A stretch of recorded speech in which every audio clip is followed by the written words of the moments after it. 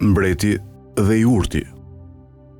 Gjatë udhëtimit për në Horasan, kur hynte në ndonjë qytet, sipas zakonit, Nasiruddin Shahun shkonin të takonin njerëz të shtresave të ndryshme të shoqërisë.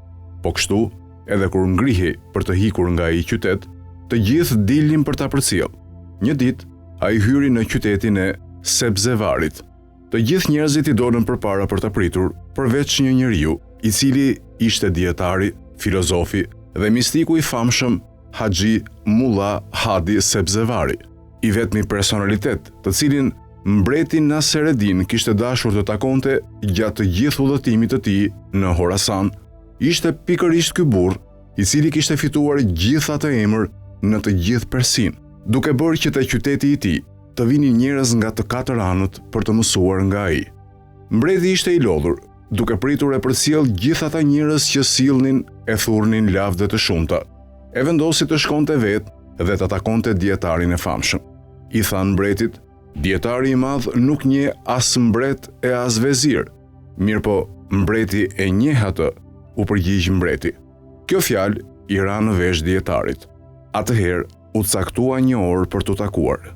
Kështu, një ditë aty nga dreka, mbreti i shoqëruar vetëm nga një shërbëtor, shkoi te shtëpia e dietarit. Shtëpia e tij ishte e mbushur me gjëra shumë të thjeshta. Gjatë bisedës, mbreti tha: "Çdo bekim ka ëmbëlsinë e vet. Ëmbëlsia e bekimit të dijes është mësimi dhe njohuria. Ëmbëlsia e bekimit të pasurisë është mirëqenia. Ëmbëlsia e mbretërimit është plotësimi i nevojave të shumta. Kam dëshirë që ju të më kërkoni diçka dhe unë të ta plotësoj. Unë nuk kam nevojë për gjë dhe nuk dua gjë", tha dietari. "Kam dëgjuar", tha mbreti, "që ju keni një cop tokë të vogël e punoni.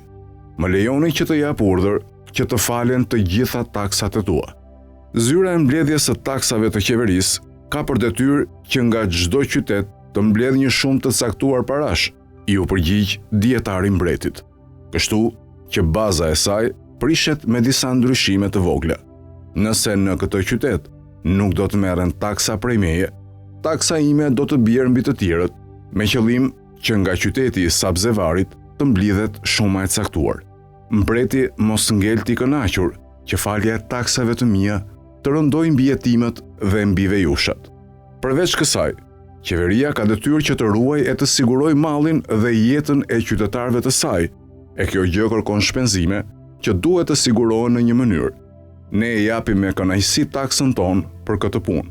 Kam dëshirë që sot të ham drek bashk dhe unë të provoj ato gjellë që hani edhe ju. Pra, urdhëroni të sjellin drekën, foli mbreti. Dietari pa lëvizur fare nga vendi, thirri: "Na sillni drekën." Menjëherë, sollën një tabaka druri që kishte pak bukë, gjellë, disa lugë, vallë dhe krip, dhe e shtruan përpara mbretit dhe dietarit. Dietari i tha mbretit: "Ha, se buka është halal. E kam bërë mielin me grurin që kam korrur vetë në ar."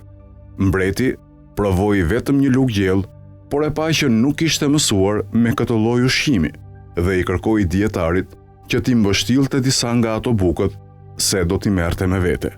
Pas pak qastesh, mbreti u largua nga shtëpia e dietarit, krejt i habitur dhe pa fjalë.